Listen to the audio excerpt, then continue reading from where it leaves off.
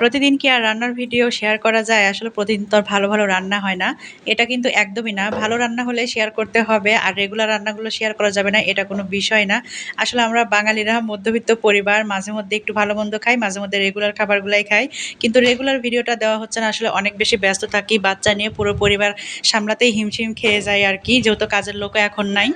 তো এই যে কয়েকদিন ধরে রামিমের বাবার শরীরটা একটু খুব মানে একটু না বেশ খারাপ যাচ্ছিল। ও ৩-৪ দিন ধরে ঠিকমতো খাওয়া-দাওয়াই করতেছে না। তো ভাবলাম যে ওর পছন্দের খাবারটা একটু বানিয়ে দেই, যদি একটু খাবার খায়। তো আজকে ভাবলাম তাহলে যেহেতু ফ্রিজে আস্ত মুরগি আছে, তো আস্ত মুরগির মানে রোস্ট করি বা মুরগ মুসাল্লাম যেটাই বলেন না কেন, সাথে পোলাও করে দেব। আবার যেহেতু হচ্ছে আব্বু এসব মানে পছন্দ করেন কিন্তু শরীর খারাপের জন্য খেতে চান না আরকি। তো তার জন্য আবার আব্বুর জন্য আলাদা করে রান্না করব। তো কি, কি করলাম সবকিছুই কিন্তু দেখাবো। ১ম এ হচ্ছে পেঁয়াজ বেরেস্তা করে নিলাম। যেহেতু আস্ত মুরগিতেও দিতে হবে পেঁয়াজ বেরেস্তা, আবার পোলাও করব তাতেও দিতে হবে।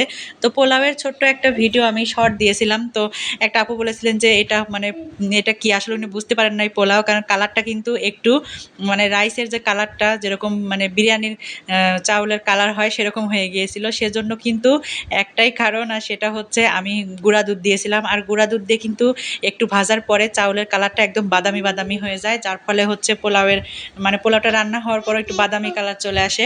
তো আমি হচ্ছে এখানে ৩ পোয়া চাউল দিয়েছিলাম, তার জন্য হচ্ছে ৫ পোয়া পানি আর ১ পোয়া দুধ দিয়ে ভালো করে গরম করে দিয়ে দিলাম ভাজার পরে। আর আজকের পোলাওয়ে কোনো রকম ঘি দেব না, তেলও খুব কম দেব, কারণ হচ্ছে আব্বু একটু একটু যদি খায় তাতে মানে যদি ঘি দেই খাবেও না, তেল বেশি হলেও খাবে না। আর রামিমের বাবারও যেহেতু শরীরটা খারাপ, তাই তেলও কম দিয়েছি আর ঘি দেই নাই। আর আমি পোলাও রান্না করলে কিন্তু একদম ঝরঝরে এরকম পারফেক্ট পোলাও হয়।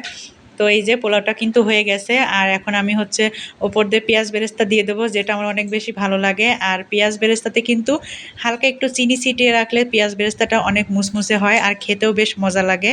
তো পেঁয়াজ বেরেস্তা দিয়ে আমি আবারও মানে ঢাকা দিয়ে রেখে দেবো আর কি, যাতে গরম থাকে খাওয়া অবধি। পোলাওটা রান্নার পরে পাশের চুলায় আমি একটু ভাজি বসিয়ে দিয়েছিলাম, কারণ একদম তেল ছাড়া কিন্তু ভাজি, এটা আব্বুর জন্য। কিন্তু হলুদ একটু বেশি হয়ে গিয়েছিল, আসলে হঠাৎ করে হলুদটা বেশি পড়ে গিয়েছে আর তুলতে পারি নাই। এদিক থেকে হচ্ছে আমি আস্ত মুরগিটা সমস্ত রকম মশলা দিয়ে ম্যারিনেট করে রেখেছিলাম। এই রেসিপিটা কিন্তু আমার পেজে দেওয়া আছে আর কি। এদিক থেকে কিন্তু আমি একদম মানে কাঁচামরিচ দিয়ে কম তেল মশলায় আব্বুর জন্য বেগুন দিয়ে ট্যাংরা মাছ রান্না করতেছি, কারণ আব্বু এসব খাবার পছন্দ করলেও মানে এখন শরীরে মানে খারাপ আর কি, তো খেতে পারবে না খুব বেশি। তো মুরগিটা ভেজে নিয়ে এদিক থেকে আমি সমস্ত মশলা কষিয়ে নিয়েছি ভালোভাবে। ম্যারিনেট করা যে মুরগির মশলাটা ছিল সেইগুলা দিয়ে, এখানে কিন্তু বাদাম বাটাও দিয়েছি আমি। তো ভালোভাবে কষিয়ে নেওয়ার পর কিন্তু মুরগিটা দিয়ে দিচ্ছি, আর একদম উপর থেকে তেলটাও কিন্তু দেখা যাচ্ছে। তো মুরগিটা দেওয়ার পরে একটু নাড়াচাড়া করে মশলার সাথে মিশিয়ে নেব। আস্ত মুরগি নাড়াচাড়া করা খুবই কঠিন, আর পা দুটা কিন্তু বেঁধে দিলে বেশ ভালো হয়, কিন্তু সত্যি কথা বলতে আমি সময় পাই নাই, কারণ সাথে আমাকে আবার এইসব কিছুর সাথে বেগুন ভাজিও করতে হয়েছিল, সেটা আর মানে ভিডিওই করা হয় নাই। তো তারপরে একটু মানে কষিয়ে নেওয়ার পরে আমি হচ্ছে দুধ দিয়ে দিলাম খানিকটা, আর পানি নর্মাল পানি দিয়ে একটু ভালো করে নাড়াচাড়া করে ঢেকে রেখে দেবো। চুলার আঁচ কমিয়ে ২০-২৫ মিনিট রান্না করলে কিন্তু একদম রেডি হয়ে যাবে। উপর থেকে পেঁয়াজ বেরেস্তা আর ঘি দিলেও একটু ভালো লাগে, কিন্তু আজকে আমি কোনো ঘি দেবো না, কারণ বাসায় আজকে খাবারে কোনো ঘি ব্যবহার করব না। তো যাই হোক, আমার রান্নাগুলো একদম কমপ্লিট হয়ে গেছে। তো কেমন লাগলো আজকের ভিডিও অবশ্যই কিন্তু কমেন্ট করে জানাবেন, আর ভালো লাগলে অবশ্যই অবশ্যই লাইক কমেন্ট করে পাশেই থাকবেন। ধন্যবাদ সবাইকে।